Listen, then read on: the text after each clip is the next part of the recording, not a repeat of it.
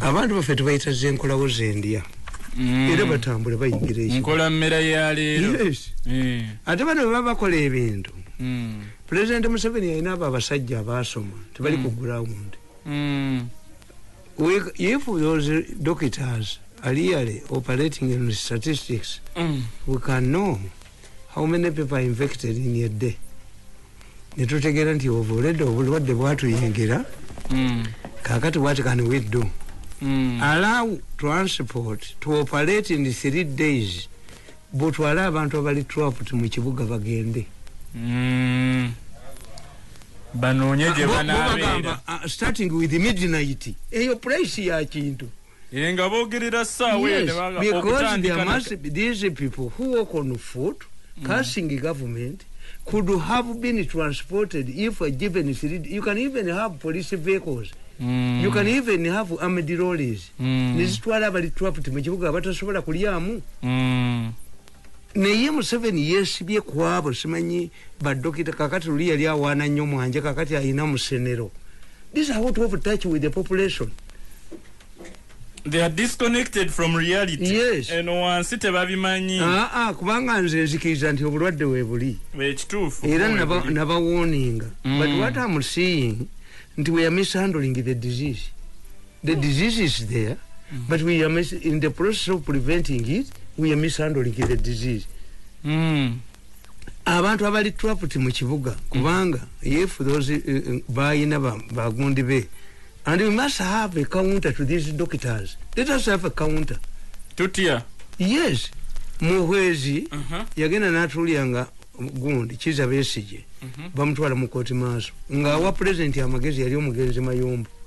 So the Kingiri group got a lawyer in the name of Muhwezi to give to balance. Musenero yali akoze yo dagalachi. What do we have about Musenero? About gundi oyo gundi. So we must have parliament yone sirika. Buli muntu yene ne banadini ne basirika. Potas. Ekizibu cha Uganda chetuyina is an orderly succession which Museveni can give us. Yes, kidane yo. Naye agenda nakwata bo bamuzanya. Nti fomi nawandika akatabo kano COVID mafias. Nemba bulira. Nemba gamba nti you've been mishandled the COVID. Bagamba kati obona akubira ki? Nabagamba. In many cases, mafias conducted themselves more like baby monkeys. Mafias look at challenges to the country in terms of monetary benefits and forget the dangers that may arise from calamities. Take the example of HIV/AIDS, which hit Uganda in the 70s and 80s. Instead of considering the dangers HIV posed to the communities in Uganda, the mafias exploited the plight of the victims for monetary gains. Many bogus organizations purporting to be helping victims were put up, but the funds ended up in the pockets of the mafia. The funds that were allocated to the Uganda AIDS Commission were not spared either.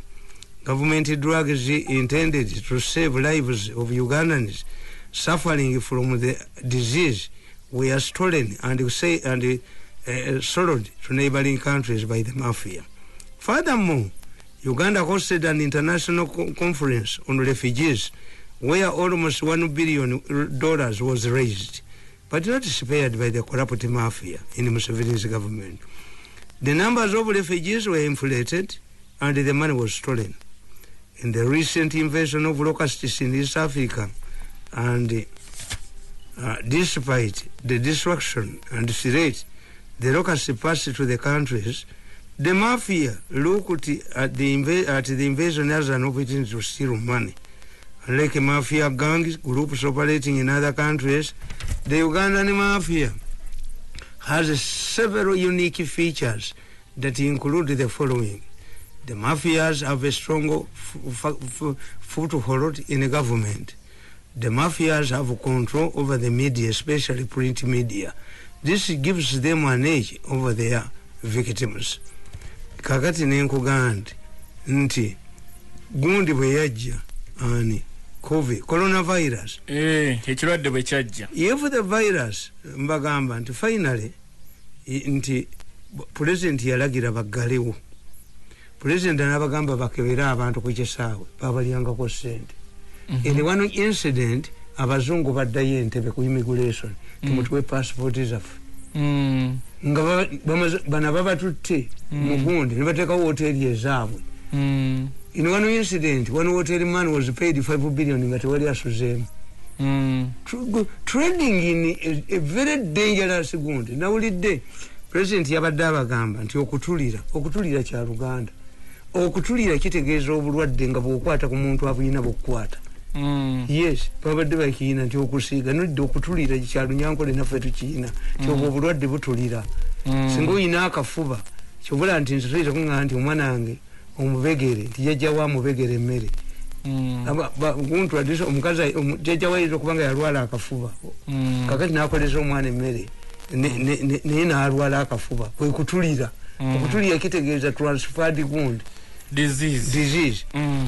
Ani nkugamba nti bano bo balowooza nti ne covid nzige.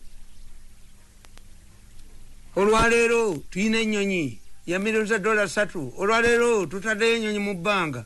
Enzige were defeated by General Kavuma and UPDF using a bomber. What is outstanding in Uganda about Enzige? Ugandans call those Enzige buildings bazimanyi. Kakati negamba ebizimbe by'enzige. Yes, babimanyi. Gwe kyogamba calamity bo bamafia bagirabanga opportunity. Yes, bo bakikolamu. Naye covid kaloolo kayinza okujja enkoko ku magi. Covid tafaanana bino. And I've looked at the president when he was talking. I was telling my children, nembaga nti president oyo always ayise eggwanga muki mu bizibu. Waliwo akatabo kange nawandika nti again at crossroads. Nembaga nti Museveni ajja tuyisa mu buzibu. But Museveni yasiba Katonga to pressurize the Okello government nga bali mu peace talks. Nasiba Katonga. Waliwo wano omusajja nga amuyita Kazinja. Naga nti bane tukunganya abantu million 3 tugende nga tuyimba ntugula Katonga. Museveni closed Katonga, and I write about Katonga in this book. Kana katabo kange nakugamba North South Korea scenario.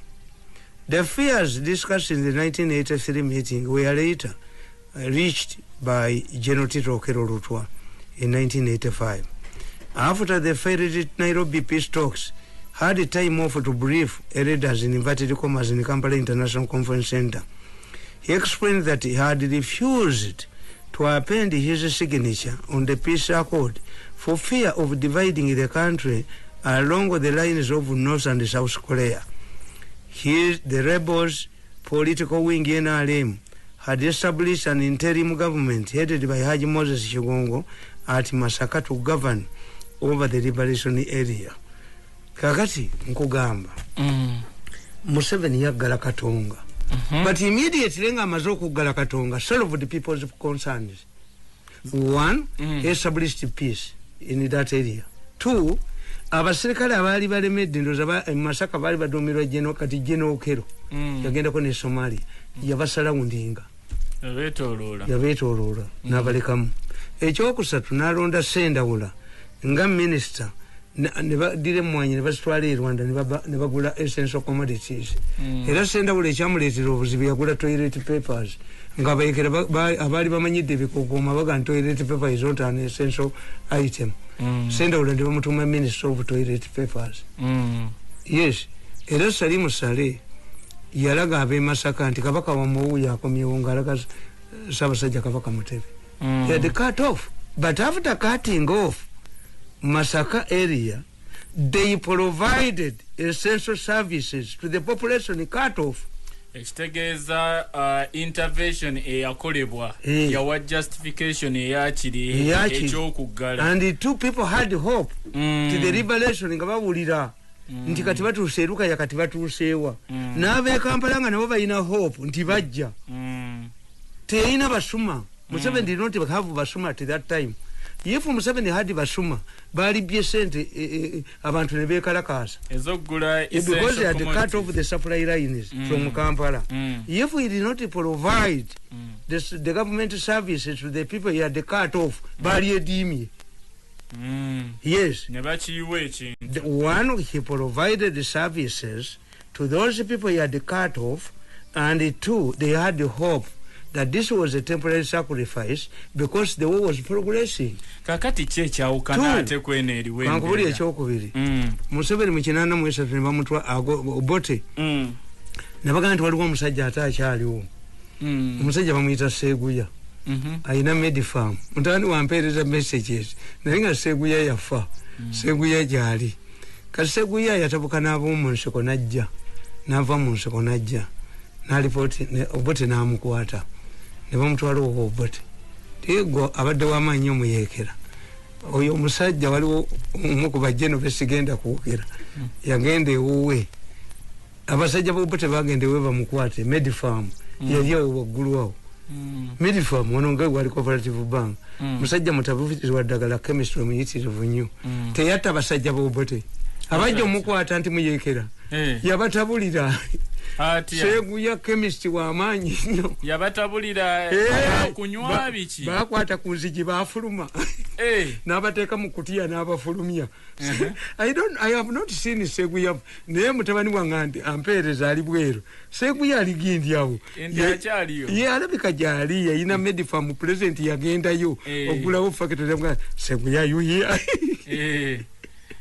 Seguya mtajja ali chemist wa manyi nnyo kati bwadduka mu nsiko obote ne bamutwale obote namubuuza bote where do you get guns Seguya namuga nti from your into that man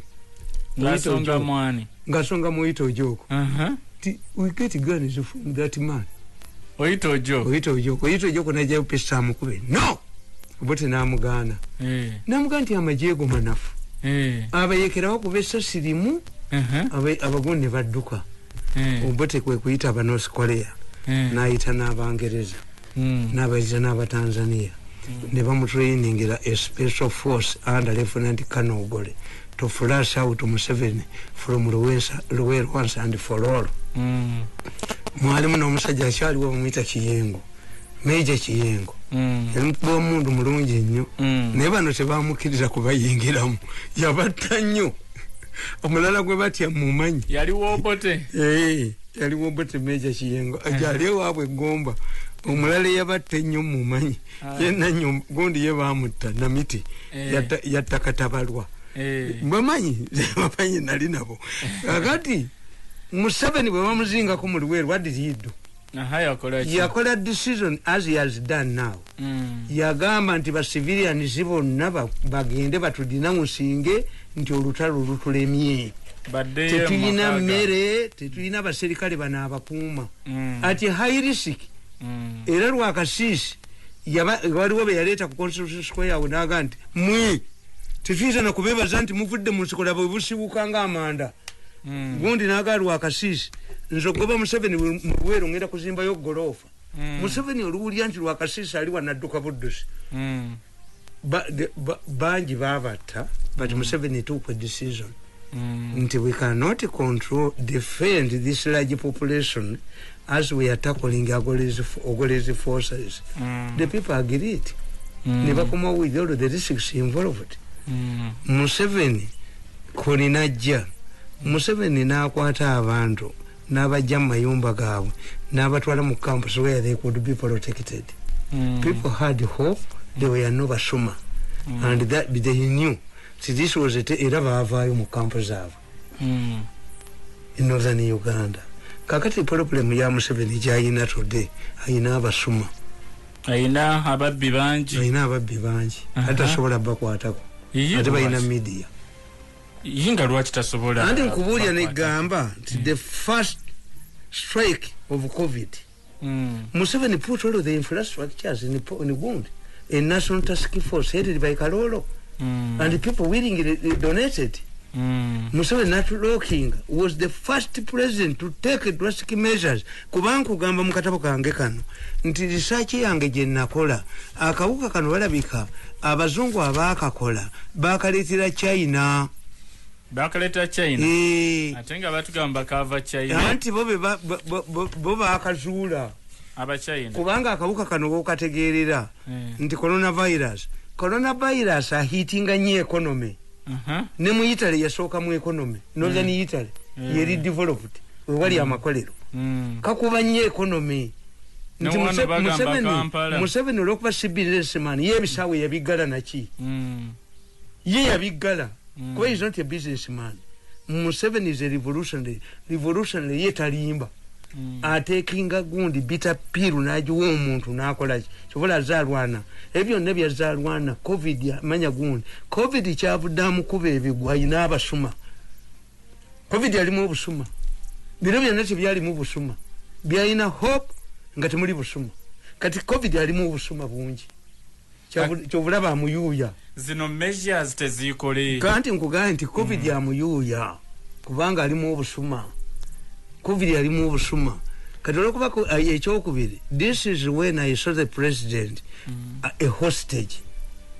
Kubanga si dokita. And he does yes, Museveni is a hostage for the first time. Museveni is a hostage for the first time. I've never seen a hostage. Museveni who is a hostage. But Musenero. And he trusts them. And Museveni attributes. Abantu bali kambwala bajja kunonya ba Musenero. So nkugamba nti kana akawuka nakategeera nti akawuka kakolebwa bukolebwa ne katanyo kate economy. Era nabagamba if the virus was manufactured to destroy the Chinese booming economy, whoever did it used the wrong apparatus to scientific experiment. For a long time, the Chinese have been marauding their people without changing leadership as learned from their founding father, Chairman Mao. They move cautiously and have a high degree of discipline. The Chinese also suffered humiliation from other countries.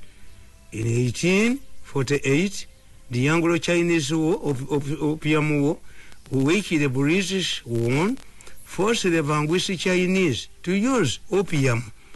The Japanese, on the other hand, did not only slice off a Chinese territory, but went ahead to use them, the Chinese as guinea pigs, to develop their chemical industry.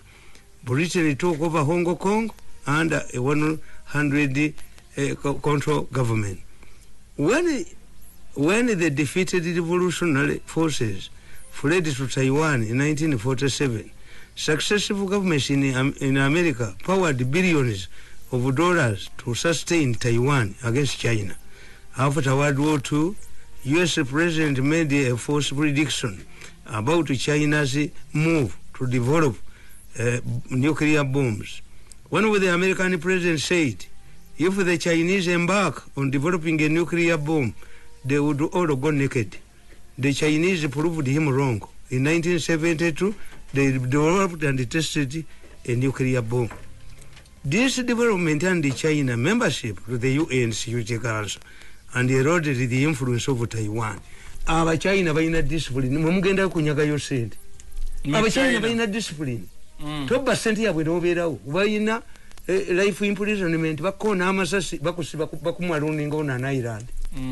Temusobola kufuna discipline ya China. Temugisobola mu. Kakati nkugamba. The president had started well. Close the air. Museveni tu tewali mukulembeze wa Afrika. Oba wa munsi. Abayitale kabali alwaki. Prime Minister wa Italy yasale ndongo, this is a Chinese movie. Trump naga this is a Chinese disease. Ngabote bamanyi nti wabwe kajja kujjayo. Na y'abazungu bayina ekintu kimu which we have failed to do here.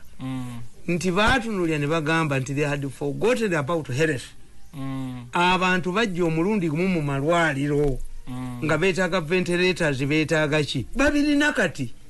What did we learn from the first phase? Kwane Museveni yagambyeko nabagamba luli ebitanda bateekewo bingi nga ntunulira ekyeyitale ne ekikoleddwa. Because we know COVID-19 comes in 3 phases. What did we run? Kalolo yatukolera ki? From the first phase. Yes, batukolera ki ba Kalolo? What structures did the Minister of Iraba Chaliyo? A change Jali, Diana Jali. Yatuteyo muhanga na kutwalayo gundi. Nzegundi when namu bwesige Hajat Kawoya tasaga. Hajat Kawoya Hanifa Bangirana. Yes, uyitasaga tebajja mu humiliating. Diana humiliating buli omu. Ogandekana kazi kakagira. Acheng. Nabalwanyisa nembalwanyisa. Nebagenda kamuweza akapapula Diana namu akapapula Mugabe Museveni amugereko. Anjogerako ki? Ayiro kufa. Kakati now your problem is nze naweddemu hope. Katusoke tujobu. I lost hope. Tukomewo tutandikira olwaki essuubi likuweddemu. Yes. Mwe babalimbira. Kyaliwo ne Tamale. Aba mafia babatiisa. Ebintu ne babikola abrupt. Anti bati bali out of touch. Twasuze tetwetegese. Musenero tamanyi nti waliwo eyalese obusera bwe mu firiji. Musenero tamanyi nti waliwo eyalese ennyama ye ng'alinda enkya katobo. Oli yafumbye omunaanansi. They are out of touch with the population. Yasubudde ekisambi ky'ennyama. Unfortunately, these are people who have made the president a hostage. I've never seen a hostage Museveni. Ali mu buwambe. Anti bo bakozesa gundi. We must have a group of lawyers. We must have a group of doctors to counter the Museneros who are commercial doctors. I am not disputing into blood table. Why do you go to Kenya to buy gas when you have a factory here? Oxy gas. Yes. Hey, gas wali wano. Oxygen wali. Negundi eno bana bakola amabaati bagaba n'obwerere nesi kye baagala. Kakati I was disappointed myself. Ningamba abaana bange nti what we have to do is create parliament infu bajiwa sente kiza besi je bamuwa sente nayogera ebyobusiru kubanga yayagala abantu bayike mu kibuga. You must plan for your people. President Museveni is a peasant of bakopi. Abakopi balese mmere yaabwe, abakopi balese ebintu byabwe, abakopi balese ennyama yaabwe mu firiji thinking that tomorrow bajja kukola. Why do you punish the bakopi? Already God has punished them over Satan. Naleta COVID and you are punishing them. Why should bakopi be punished again? That's Museveni is the president of bakopi. And nabagamba wano nembaga nti mukirinde kijja na balola. Abantu bali stranded. Kijja na balola. Nabaga nti kijja na balola. Nabagamba nti are you interested and interesting in my village? Mafias in Uganda could take advantage of every calamity to enrich themselves. So coronavirus outbreak as an opportunity to steal money. When President Museveni introduced tough measures like he has done now, the mafias were not threatened. Borders remained open as well as Entebbe International Airport.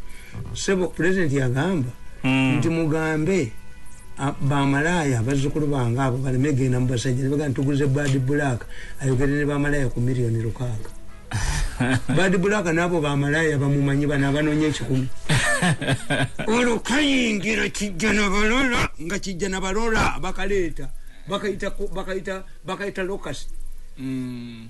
Akalolo botaka kuwata bulungi. Akalolo. Nengo oli pessimistic mu nsonga zino Tamale.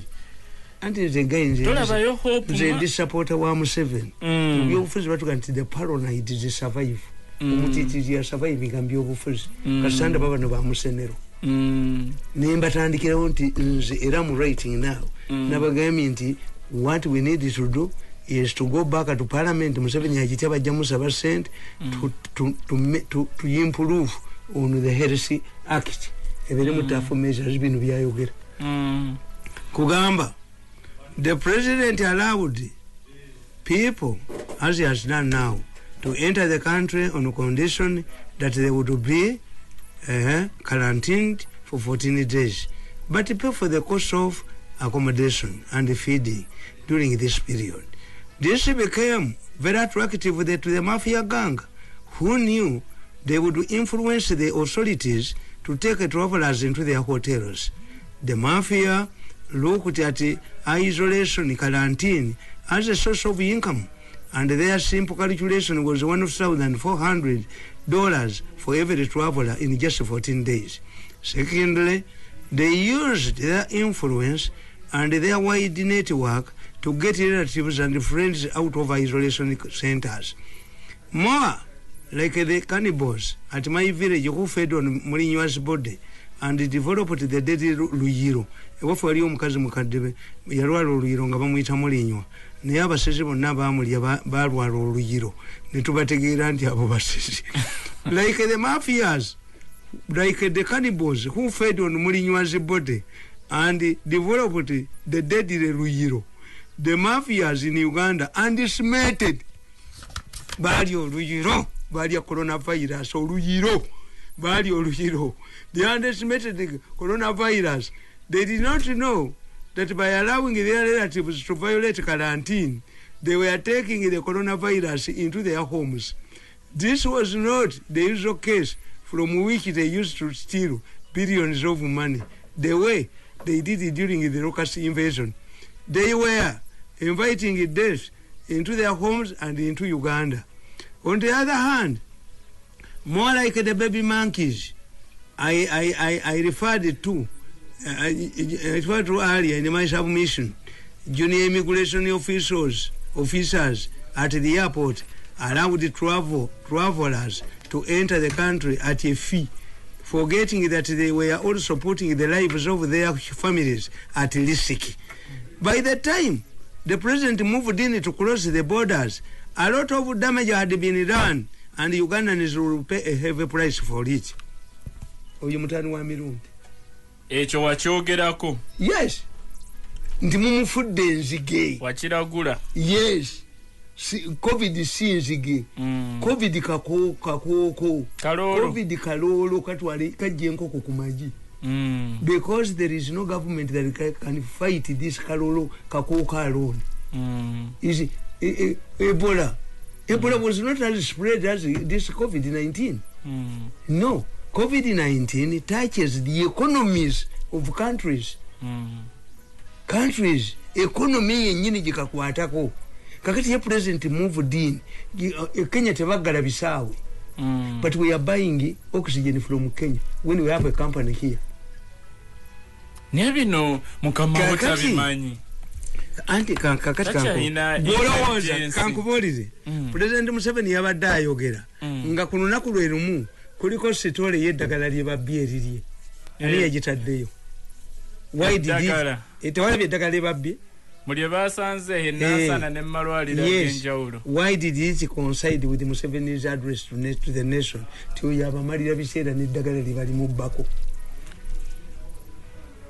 Kati waliwo gwe baagala okugoba mu ministry. Yeah, you know them. I watched them even this morning.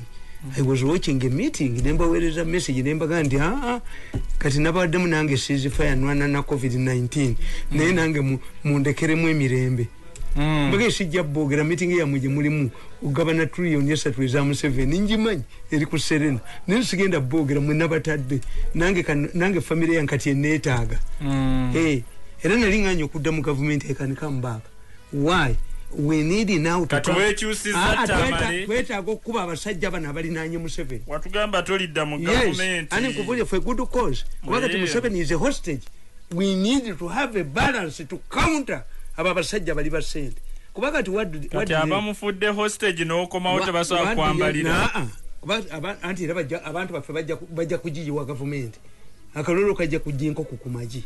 Why? Nkugambye people abali trapped mu Kampala bali wereddwa n'emmotoka z'amagye oba buses za police to go back to the village. Because the way I'm seeing it, the government and the president, they are in a dilemma. They have no solution. The solution is not to get it. Solution butakafuna. Kuba government eyinaawo solution. According to what the president said, I concluded government apart from not your kafuna. Apart from not contracting COVID-19, government has no solution. amufunye yo teyinawo kyezzaako. Why? Nti when the president says we are expecting drugs from Russia and China, the problem is in Russia and China there are no missionaries, there are no charitable organizations. If they are there, they are not as vibrant as those in Europe. Kakati European charity organization abalokole babadde n'Abamerika okumala ebbanga ddene we would get cheap eddagala lyalize ne lyala. The only way of defeating ababbira eddagala abatujjako million 5 buli lunaku is to make the drug available. Allow everybody to bring the drug as long as it has been recognized by get a law that punishes heavily who sells fake drugs. Yes.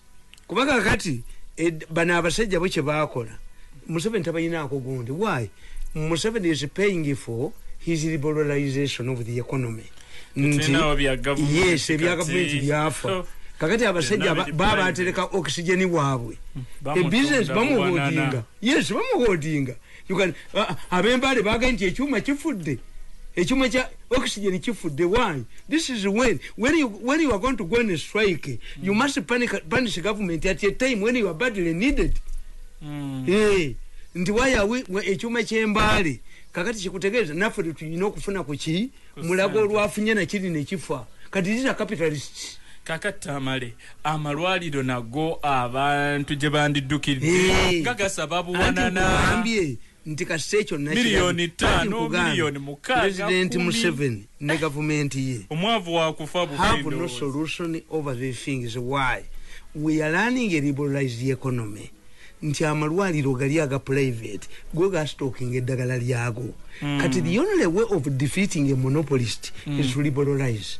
Sukali yalinya ono natuka ku mutwalo ogwo mwali na abasira mbali na mukisibo nze ngende wafe emutukula nga waliwo loleza sukali 10 ero yo musajja okoti singa mu 70 yamuyambe nyumba ye yali agisinze Felix Sokoto Gong yali mbaka we Kasta president yagamba nti buli muntu alete sukali yava ku mutwalo gumu munakwezi najja ku 12. Ekitegeeza bakirize eddagala liyingire to defeat these people, the monopolists in government, in private hospitals, allow. But the Chinese and if you say, because Museveni knows, I'm a political scientist, Museveni doesn't want people to say the government has abdicated this responsibility. That's why he's insisting on government to supply drugs. But his system is rotten. Irimu abasuma. Irimu ababbi Ministry of Health. Yes. Kakati if we want to defeat Basuma, solve the problem of monopolization, allow abalokole batuleetera eddagala, allow missionary hospitals baleete eddagala, allow negati abasawo they have 2 children who are doctors, nabo bakugamba nti katutunula butunzi bwetu ti oxygen n'omujja kuno n'omukwasa n'ono ali input the doctors. Kakati that's why I said nti when the president did not provide answers to this to the major issues, like he cannot fight those who are overcharging Ugandans. And the only thing Museveni can fight those who are overcharging Ugandans is not to allow you to get it. Yes. Museveni chagamba tokafuna. Kewale. That's what is in his message. Kewale. From Baganda omwana omuwala bwafuna olubuto. Tumubonyabonya nnyo. Batobe batye. Okufuna olubuto. Kakati bana abasajja batoba charginga 5 million. Omanyi 5 million basasula padde. 95 million per day. Yes. Waliwo n'abasinzeewo ebyapa ne bamala ne bafa. I have my brother, my close brother, brother wange mulwadde. Naye ne space we bagijja to create that space was not easy. To get space in the government hospitals. But what solution did Museveni provide? She only solution is again ate mufirie economy asobola okugamba ku bali. mufiria economy tasobola gamba kubali. What Museveni has done kwe kuwabe mulago ki yebitanda. What Museveni has done kwe kunyonyola ebitanda ebiri ebombe ebyo bibye. Yes. Tutekewo emergency centers oba nambole kudwala eddagala libeere abasawa. Kuleta ddagala but myai no government. Nti a government cannot accept to surrender its responsibility. Omwana omu yagenda n'agamba taata we nti daddy why am I not getting my sister? Taata we n'amugamba nti we are still looking for a sister. Bali balina omwana omunga mulenzi. Kakati taata we n'amugamba omwana n'agamba taata we nze nga sina gwe anzirako. Sina mwennyinaze anzirako. Kitaawe n'amugamba tukyamunoonya. Omwana n'agamba taata put on more men. Put on more men on mami. So cold indeed. Gwoba omwakulemye okumpa sister wange. Put on more men. Kakati government there is no government that can put on more men on their wives. Government cannot abdicate its responsibilities. But the problem is nti Museveni bawadde bosi kye bayina nti kano kakooko kano kalolo kayinza okutte enkoko kayinza okujja enkoko ku magi nti people for Baganda tuga nti mpaawo magombe gazza abantu mu nnaku zina ana mu ebbiri bayinza okuga nti oba tufa tukole ki unless we convince them we must give them hope. Katonga waliyo hope nti the way is progressing. Abomunazo ne Uganda yabasiba as they knew the man is defeating Ikoni is fighting Ikoni natekawo ne talks etali mu magezi to ensi bagifugira mu hope. Ensi tesobola mukugwamu hope nti kati mweche mwino kola ekyeddagala government ekinako solution tulina kwekuma bwekumi butakakola ki omwana aleme kufuna lubuto oba tuzimbe immunity message kati etambulira. Yes kakati tu nze kyensanyusa kyenjagali abasuma nti luli yakugamba let me tell you mewe I'm a mass communicator, I'm a change agent. Do you know why people were observing SOPs? The reason why Ugandans had adhered to SEPOs was not to allow Museveni to declare a total lockdown. Era banji bali bagamba katukole bino tetwaka tuzayo mu baba double Z katika nkubulire bwokola lockdown they will relax. Ekibadde kyabambaza masiki ekibadde kiteeka aba boda ne observing all of the rules. Ekibadde kitambisa aba taxi ne observing all of the rules. Museveni not to declare a total lockdown. Ne kati Tamale lockdown dulyeri byakolebwanga kuziiza kawuka tutuukako kati bategeezeza gye kali mu bantu community atera ne tuddeyo mu lockdown tutandike kuyiga ngeri yakubeera nako. Some cases I'm a mass communicator. I now have a large following in this country. And just sort of musiru. I will be following into the trap of my enemies. Ntiagamba nti akawuka tekali akawuka jekali not a fool. But do you believe nti COVID bwe yajja n'alusaza gwawo n'abasirika amasabo bagagala n'abatemu baggalawo. Even here I was happy when you Rusoke mumanyi we know each other. Yera chief of staff Rusoke chi Unyugundi Jeno Yagambi. Let Museveni use his intelligence. Do you know that some dead people are forced families are given money to declare that their relatives have died of COVID to access emirambo egyo bagifunemu ssente kuba government yeziika emirambo gya COVID. Government yegiziika ng'ate abantu badde abamu babasaba ssente babaziikire zino zi funeral service. Yes nawandika akatabo kange nti cannibal surgeon kakati mumulowooza nti COVID zino figures zonna I'm not ruling out but at times President Museveni naye bamuteeka mu mbeera nti these figures ziva mu abo ba musenero figures ziva mu baki mu ba musenero.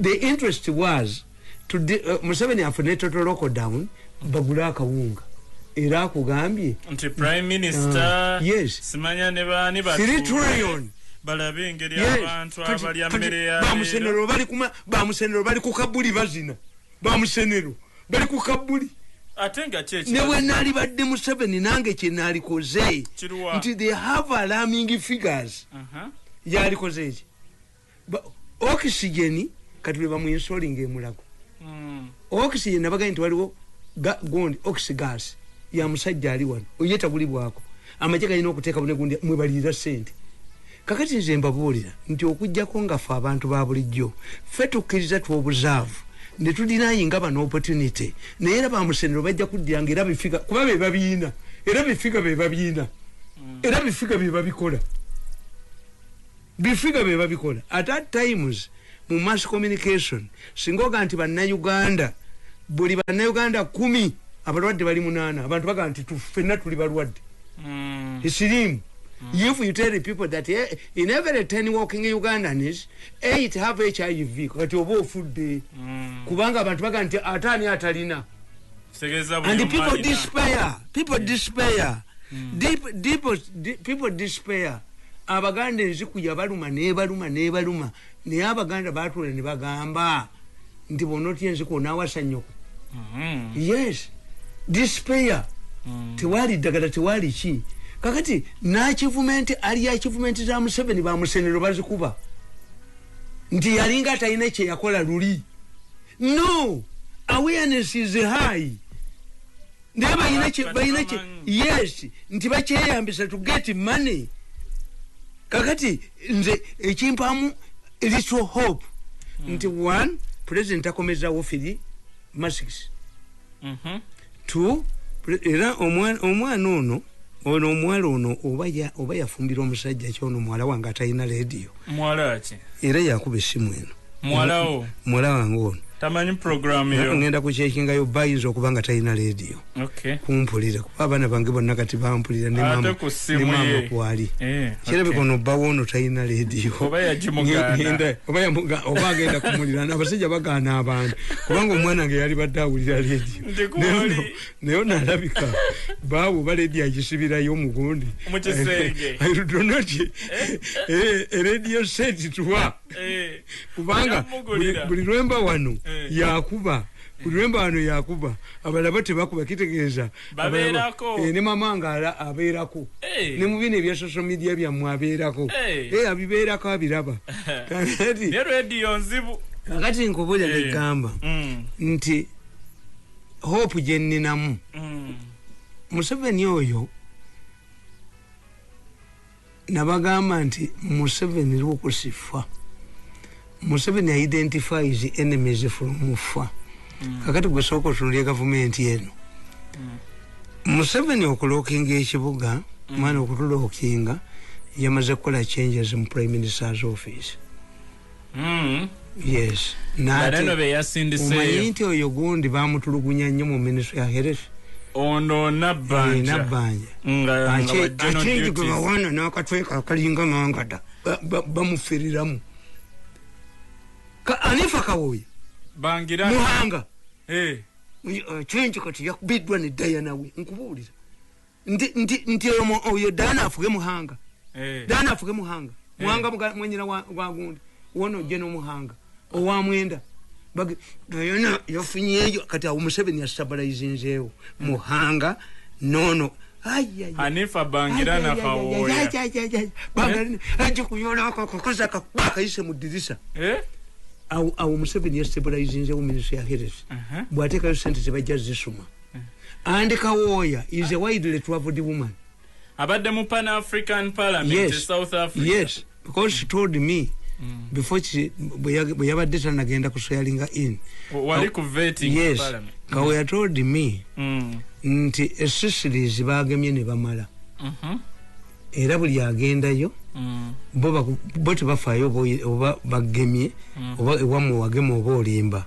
bo bakuteeka mu kyuma kyabwe balaba oba eddagala mweri naŋŋamba nti Rwanda balina ekyuma kya 6 hours bw'otuukayo bakebera oba wagemeddwa batonagemebwa kuba mutani wange dokita yaŋŋamba within before 6 days 6 days elapse omuntu yenna akebera bakubye gundi eyo dose akulabanga alina ndoza bateekamu era bulwadde bwe bumu kakati ekiri wano abantu ekibasikayalinza okufa ennyo owa HIV bw'omuteeka mukana abwerawo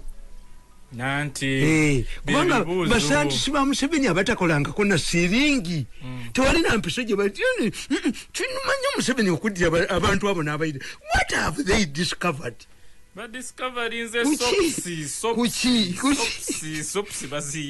Nze bwe nasanyukiddemu wagundi walukusense oyo wolukusense naye waffe waliyo omukazi nga bamuyita mutegeevu nga bw'agamba nti omwana mutali lwala lukusense nga talulwala oyo wahabbo musenero sirabangayo musenero gundi ti musenero yali akoze ekyo oba mujjono y'abadokita abo nti musenero mwali.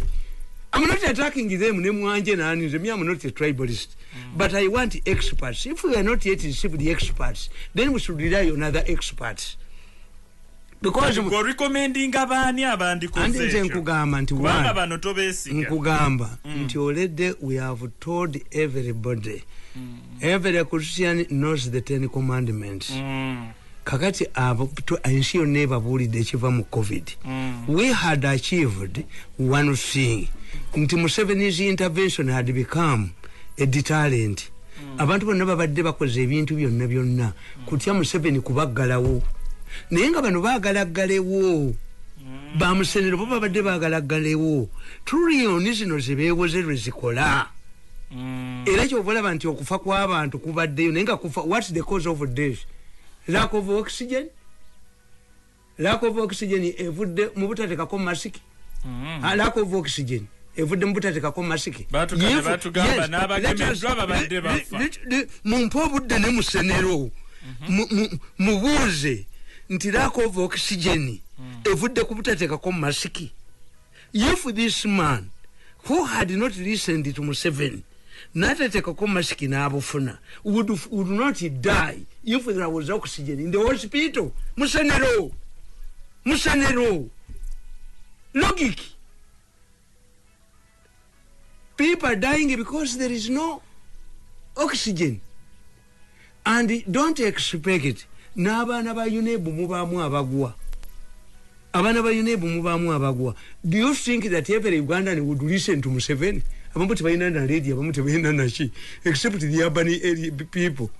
Kakati, who takes responsibility?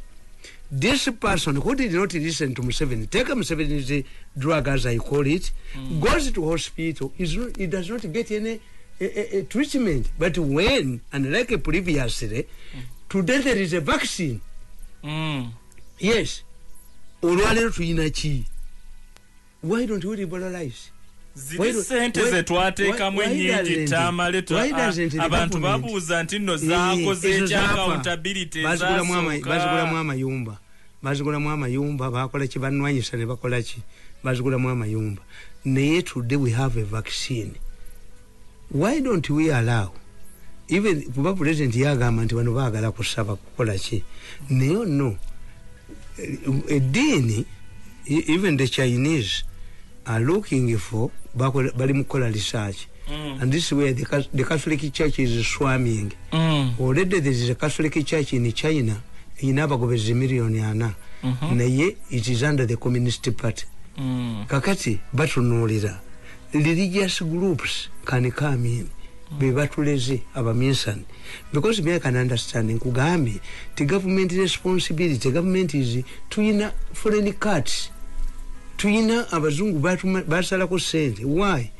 Museveni yazisalirako bakuba abantu mu kalulu nembagamba nti abo banna abakoba abali tebamanyi 12 bans bogwanga many people babogera olunigulo webali wano bakomyewo babakomyawo. A 12 ban means deportation, a 12 ban means confiscation of your property, a 12 ban means you cannot transact in America. Kati bibyo nebitujidde Murundi ki gumu where government the kakoko paralyzes the economy. The kakoko has come at a time when we don't have enough foreign goods. We are now borrowing. Kakati akakoko kaza at a time when we are not in the good books of the Europeans, betubadde nabo traditionally oyinza nokuleeta eddagala livudde China oba mu Russia nga liri mu instructions z'abalasa. That's why Abamerica batya Syria. Abamerica bagenda okutegeera nga ne bwejjako government ya Syria. The Russians are entrenched. Computers ziri mu Russia naki. Hey, even if you remove the government of you, no jijjako, everything is in Russian. Kakati, we must confront the problem. Abantu bajja kutuuka ekiseera Museveni bamuwadde goodwill. Banna Uganda bawadde Museveni goodwill. Luli tebabba obutale ne babulekawo. Naye kakati gwe hamu yakakati ye yavuddeyo okubagamba nti nguzira eddagala. Bambuga baagaba emmere luli. Baani ate babategitinga ne babaavuwaza. Museveni kyatamanyi buli muntu avaayo na contributinga oba ku pate y'NRM bamwavuwaza. Dwachi? Yes. Tebaga pate mwate ebere nnu. Gwegenda ku mukolo gwa Museveni nga waliwo elections oteekeyo sente. Liveni ekeera ku macha. Me am suffered. My family has suffered. My children cast Museveni. Why do you stick to that man?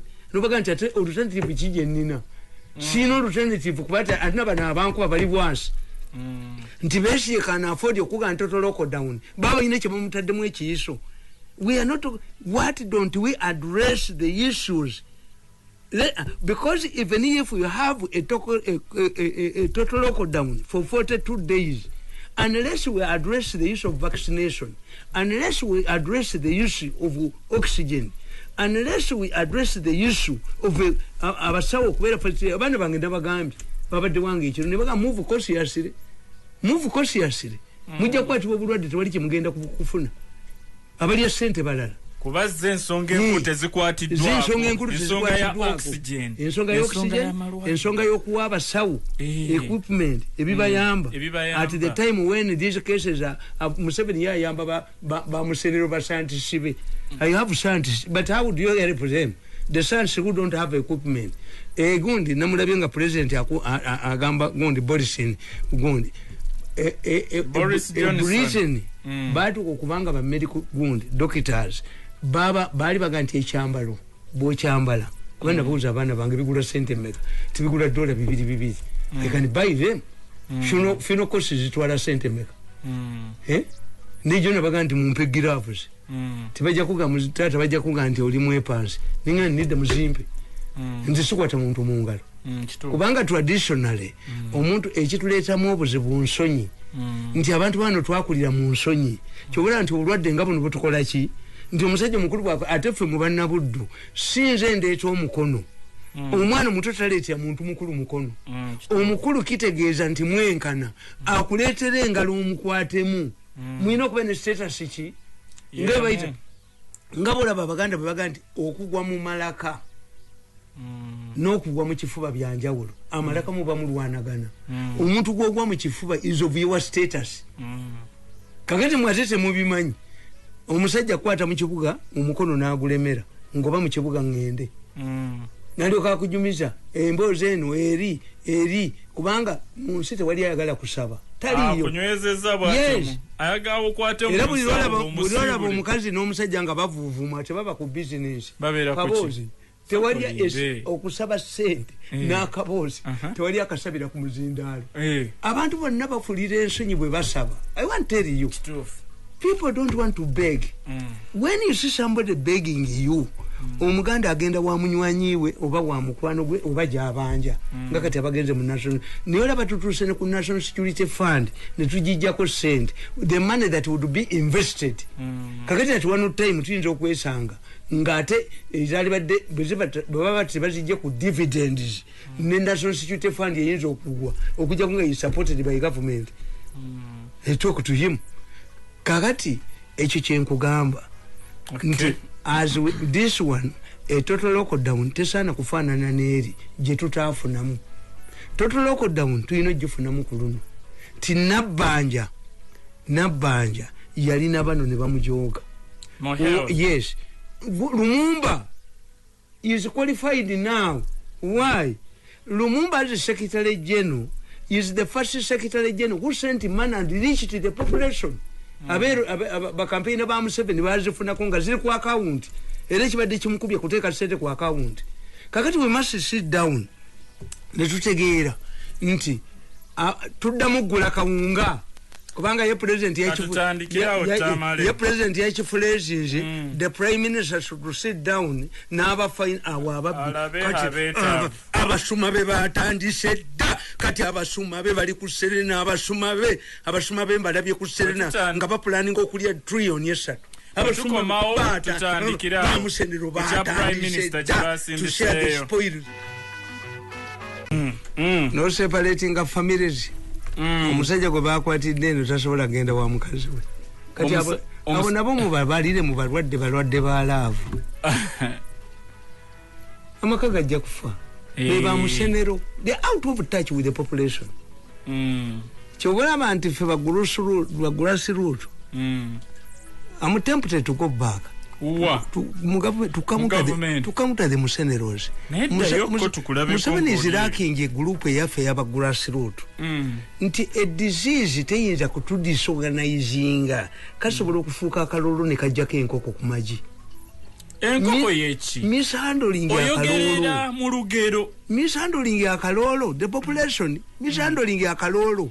Are you the only one who's handling the kalolo the kakoko? Enkoko seba akalolo kajifubutula ekigo enjovu akasisi kajingira mu kutubu je kumukwe kuba kumuti je kumukwasa omutwe gwayo kakati what the good the way forward prime minister's office jet prime minister's office and the good thing we have Lumumba there twina no mchala abadde gunde kakata kakani big gundi concentrate on East Africa affairs na buli jomba demba gamba tunobera n'omuntu no marketing mu East African community nga tosobola mu marketing ku region oba continental nti oyina amanya Mushega ali wano ziwa ali wano waliwo n'omuvugo omulala ali wano then whom are you employing in foreign affairs this way I defeat you abantu bonna babadde mubuuza aba Tanzania bayina continent bayina region bayina ki nibo bava wano avudde mu East Africa tayina gyagenda mu maaso gwe goyinza okulaba nti abagenda mu European Union nti badde waabwe ne batuula no a continental body yes these are people who should train for diplomatic assignments. How many diplomats do you have? Career diplomats. Yes kakati bano Lumumba aina experience eya sente z'obukiiko are we going back ku kawunga akatatuuka ebijanjalo byofumbira olunaku nga tebijja tugenda kukola ki ebivundu biri nze mbabuulidde ku luno obusuma bugenda kuleeta ekizibu wano the 42 days must solve oxygen the 42 days must solve exorbitant medical fees bills.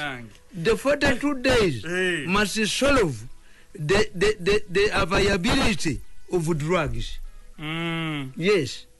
Muzeya sigaze support y'abantu singa kigana andi nkubulidde nti tuyina abalabe bangi bo bano kyebakola nti bawa Besigye sente ne bawa bana opposition ate nze tebampa kwe tebakuwa nze tebampa andi goli wa lugambo basikwate n'omwogera sifugibwa apana ngufuga gwani kazi nkubuulira nti I help them kubanga bali babasirisa nze sisirisibwa I provide a solution for you 42 days abantu bajaziwa Museveni nga goodwill but they don't want to hear mu newspapers sente za COVID zabiddwa tebagala kulaba ku TV nti eddagala lya COVID balikoze eki wagala okutegeera obanga musenera atubuulira nti COVID bwe yajja n'abatemu baafa kakati COVID yeya segundi Serubogo Serubogo bawanise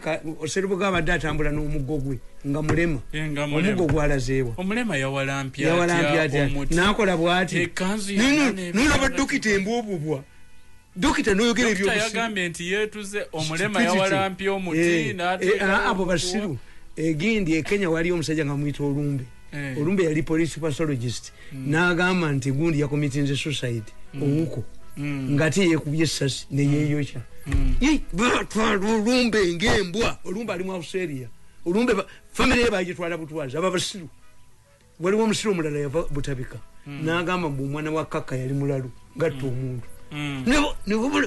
omulamuzi n'akitwala n'engalabi yakyo kati you are misusing your professionalism kuba fefe kaseruboga abantu babiganidde onobaga yino nga tebi addinga yes kakati olaba abatasoma bakusinza amagezi kati gwe fulumye engalabi y'omuherefi engalabi gijjeemu nobody can use me to undermine my future. I'm credible.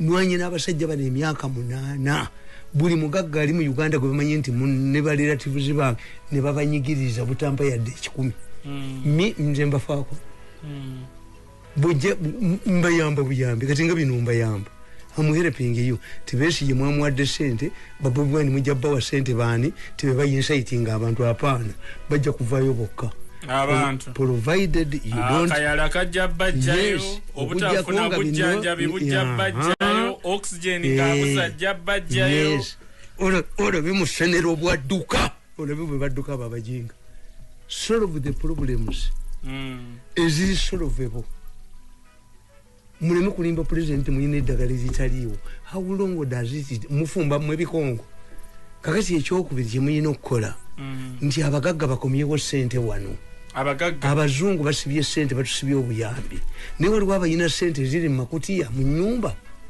muzijjeyo abantu bakyasobola tamaleho okuwaayo nga bwe bawaayo luli eri ku mbeera gye bana abaziteresa abaziyina abagagga abazifera kubanga ezebweru bazikwatirayo kati baziyina be babbeera abatakutabaliira okukinduka abalira gundi bazirina mu bisenge byabwe baziyina era nabagamba nti mwekizibu kyemukoze mu Uganda mwate musoma gavumenti yammwe amawanga gonna tegasoma gavumenti yaago amawanga gasoma bweru bwe galeete ewaabwe waago nabawandikira ne mbagamba mu katabo kange back to Britain when the people heard about the development in emerging cities.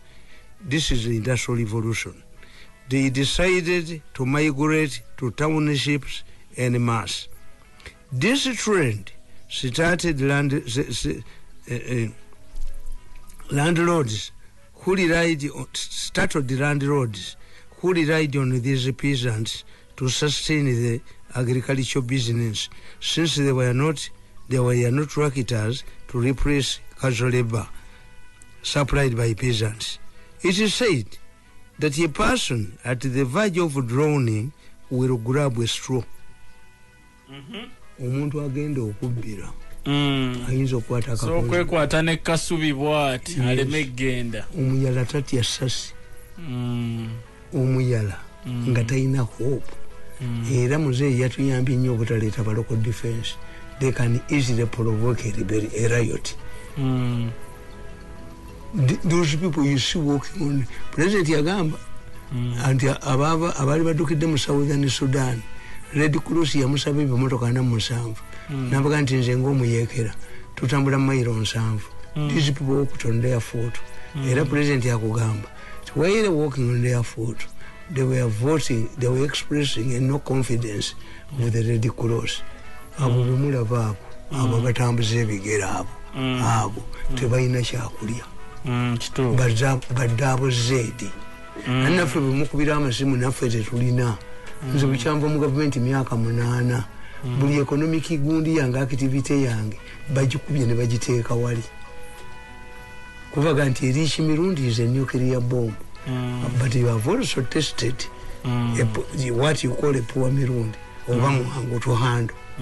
Yes kakati nkugamba ti abangereza bayiga baagana ba peasant okugenda mu kibuga nga bati balina tractor ne balowooza nti bajja kusigala mu byalo naye nkugamba nti omuntu agenda okufa nga amaliridde nga abbira mu nnyanja akwata n'akakonsekonse. The landlords believed that intimidation and threats would stop the exodus of peasants to emerging cities. They even introduced tough measures, including the following. The act of peasants to relocate to towns was criminalized. If anybody decided to leave the village, they would do everything in their means to stop them from reaching their destination. The first time offender, the one who tried to leave the village to town, would have his hand amputated to serve as a living example to those intending to flee. The second time offender would have his second hand cut off. The third time offender would be sentenced to death. Like all unplanned and ill-thought policies, these tough measures sparked a massive rebellion across England. Peasants staged what came to be known as the Black Revolt, in which many landlords were killed. Later, a peaceful agreement was reached to both the parties as follows. Landlords agreed to sell land to peasants who could afford to buy. That those who wished to migrate to cities were free to go. Those that remained behind would observe Sunday service and observe it as a public holiday. Landlords further agreed that if a peasant died, his family and friends would be given a day of mourning to mourn the dead. The conditions as highlighted in the agreement above opened the doors to peasants to leave villages in large numbers and go to urban centers. As a result, two factors emerged. The departure of peasants in large numbers left the villages empty, and landlords resorted to rearing sheep. This period is referred to as the fencing period in the English history. As people left the villages, the landlords fenced off the land and ventured into wool production. The second factor is the introduction of the vagabond law. Kakati nkugamba nti Bungereza iyo bwemala kufuna kino president kyayogerako ekyettaka nti Maryland abasenze mu Britain bo bakola Black Revolt lipo netambula nzo okujjako nga Museveni agenda kukola miracle. I have never seen where land has changed amicably. Ettaka tewali girikyuka amicably by registration. I have never read it in history where land has changed amicably. Yatuke Maryland bagenda bitunulira balenge babikyusa awakula ntalo awakula bukooko bulala. Muzeeyi ayagala kuwakula yakakoko ka Mayiro nga kano tetunnakavaamu nakali kakooko nakamayiro kakooko gwomanyi nti omukazi bbaawe gwakuba bwemugenda omutaasa ate abakuba. Omanyi nti abasenze mu Buganda bwe balaba azze okubataasa kuba land owners baga nti azze kubabbako ttaka lyabwe n'abatalina. This is not a matter should look at easily. See aba musenero. Eno matter yaffe ba political scientists. Kuba tusoma political economy. I don't know whether lawyers do political economy. Mwenye gund medics. Whether they do political science and gund. For to political economy tumubala how it affects society. How somebody feels that innocent. Ngabane nkugamba ettaka bammanduso muzeeyi alimekutuleetera bukooko ffe tubeera mu byalo bajja tubekyenta emitwe bo basula mu Serena bekweka mu Serena nkugaba musenero. How Britain carried out capitalism kyeŋŋamba bano nti baate babbye wano. Britain tebbanga waabwe waayo. Britain amawanga gabba kutwala waabwe waago ate bano bafera za wano.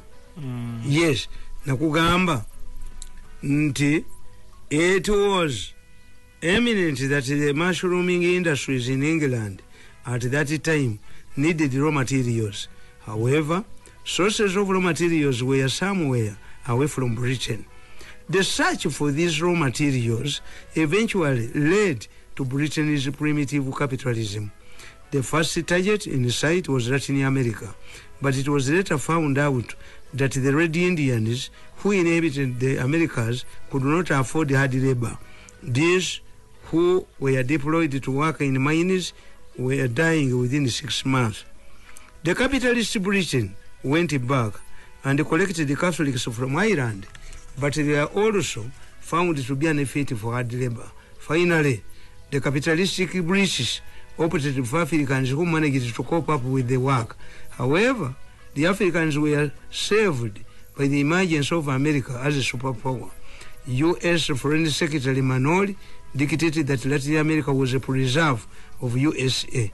Manoli doctrine forced Britain, Spain and France and Portugal out of Latin America. The British became anti-slavery, and the British Parliament passed a motion to stop state slave trade. However, the motion was passed a few days before the death of Sir Wilberforce. Secondly, there was nowhere the British could take the slaves, since USA had taken over many of these areas. This is the reason why Britain and other imperial powers decided to use us as slaves in our own countries, which came to be known as colonization. The target countries were put under a particular European country to economic exploitation. Babanga batwala wabu. Yes. Ngatebabba wabu. Era waliwo omusajja bamuyita Sir Drake yali mubbi wa ku nnyanja. Yaddayo Bungereza n'emiti gya golodi. 10 Queen n'amusimbirawo obwassa. Sir Drake omubbi ne Sir Edward Muteesa. Sir Drake yali mubbi. A pirate, a notorious pirate. But he went back to Britain with 3,000 bars of gold. Kati ate bano banyaga wano. Yenjawulo nti kati sente za Museveni zonna bazipulaningira. Ndikakati bw'obuuza Museveni obuuza nti muzeeyi tubuulire.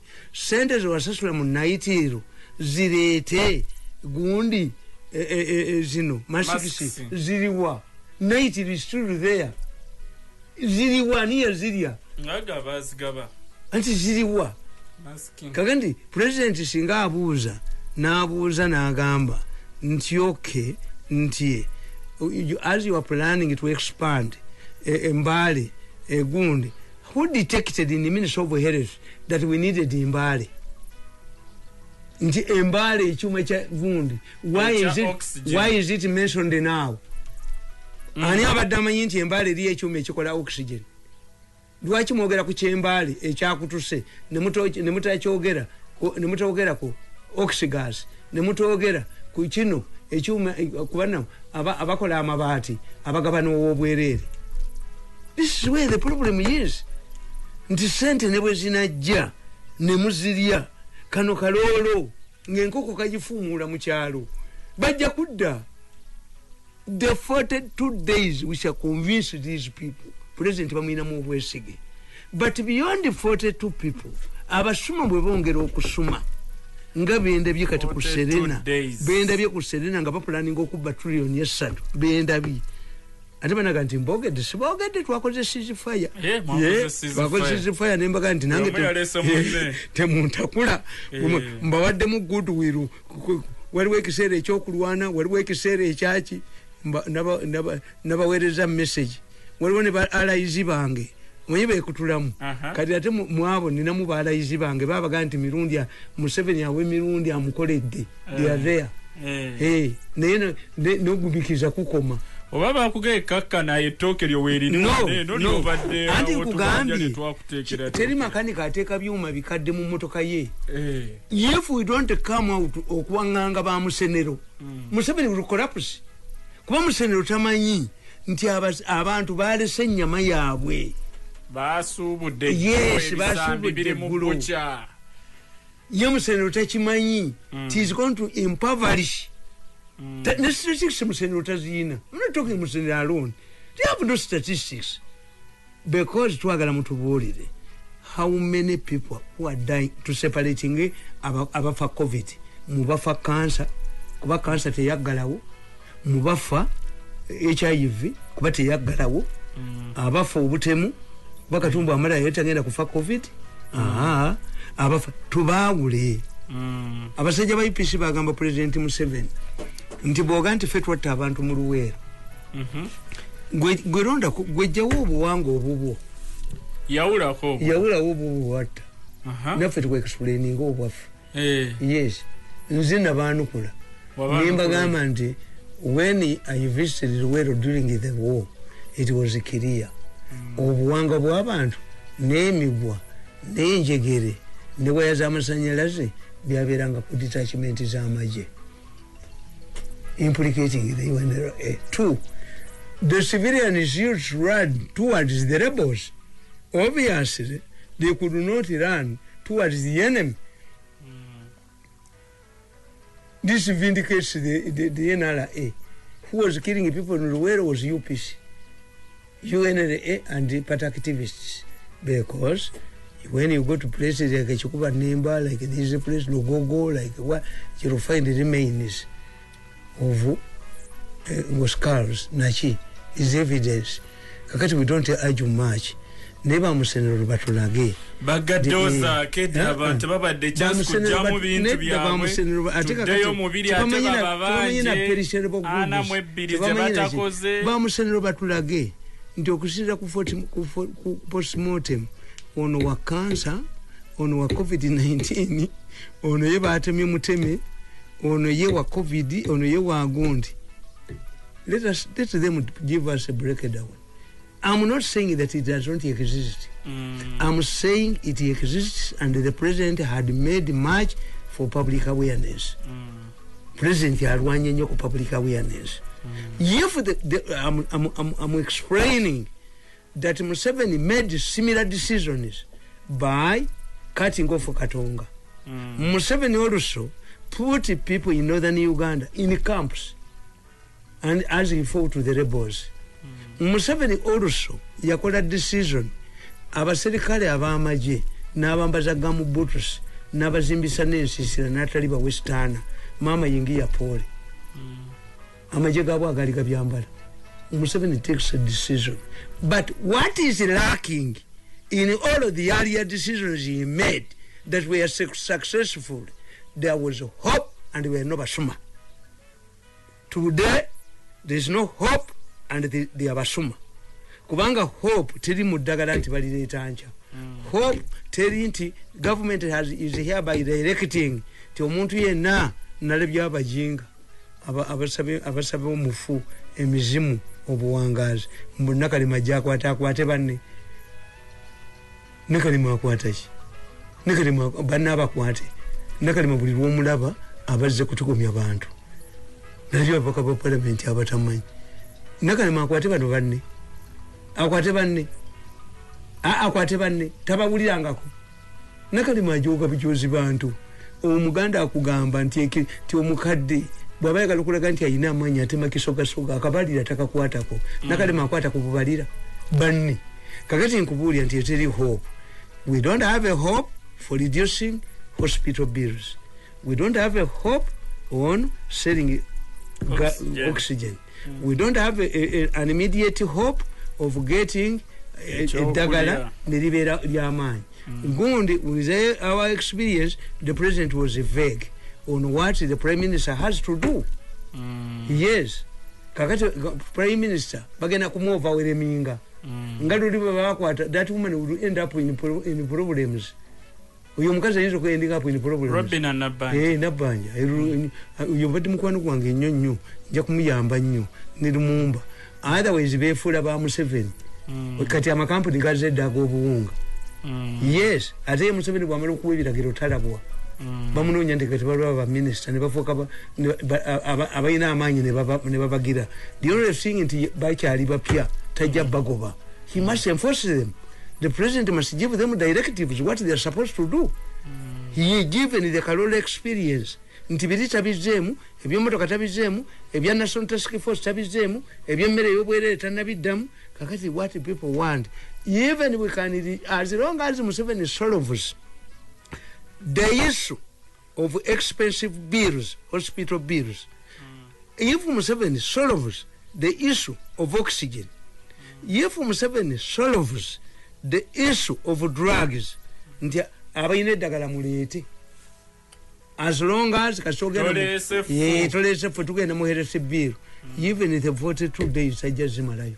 Okay. Kubanga oleda abantu babadde bataddeko abantu bonna bobalaba bambi n'aba boda n'abaki bonna babadde bobuzavinga rules okujjako musenera atayita mu kibuga ne banne abali detached from the population.